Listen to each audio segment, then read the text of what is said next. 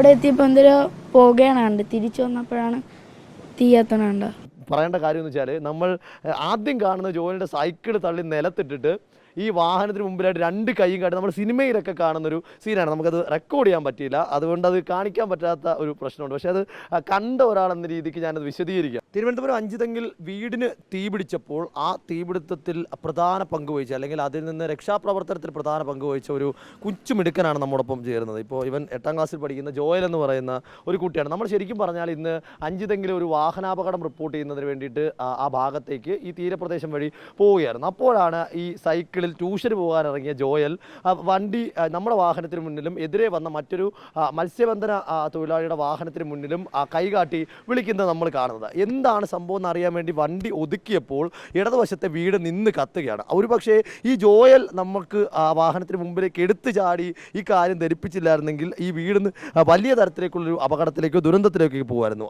മോനെ എവിടെ പോയി ഇറങ്ങിയതാ രാവിലെ? ട്യൂഷൻ ഇറങ്ങിയതാണ്. എന്താ പേരെന്താ? ജോയൽ. വീട് പൂത്ര. അപ്പോൾ ആ ജോയൽ എങ്ങനെ ഈ റോഡിൽ കൂടെ സൈക്കിളിൽ പോയപ്പോൾ കാണുമായിരുന്നോ? ഞാൻ ഈ സൈഡ് കൂടെ പോയപ്പോൾ അവിടെ എത്തിയപ്പോൾ എന്തൊരു പുകയാണ് കണ്ട്. തിരിച്ചു വന്നപ്പോഴാണ് തീയത്തണ. അപ്പം ഈ പുക കണ്ടിട്ട് പോയിട്ട് തിരിച്ചു വരുമായിരുന്നു. അപ്പൊ പിന്നെ ഈ വണ്ടി നിർത്തി നമ്മുടെ വണ്ടിയൊക്കെ തടഞ്ഞു നിർത്താൻ എന്താ തോന്നിയേ? രക്ഷിക്കാൻ വേണ്ടി. അങ്ങനെ ഞാൻ ഇവിടെ ഒരു അങ്കിൾ വന്നപ്പോൾ തടഞ്ഞു നിർത്തിയപ്പോൾ അങ്കിൾ കണ്ട് വന്നു. അപ്പോൾ കുറേ പേരെ വണ്ടി കൈ കാണിച്ചു, അതോ ആദ്യം കാണിച്ചപ്പോൾ തന്നെ നമ്മളെ പോലെ നിർത്തിയോ എല്ലാവരും? ഞാൻ ഒരു വട്ടേ ആട്ടി കാണിച്ചുള്ളൂ, അപ്പോൾ എല്ലാവരും നിർത്തിയായിരുന്നു. ട്യൂഷന് പോകാൻ പറ്റിയില്ല? ഇല്ല. ഇനിയിപ്പോൾ സ്കൂളിൽ പോകുന്നുണ്ടോ?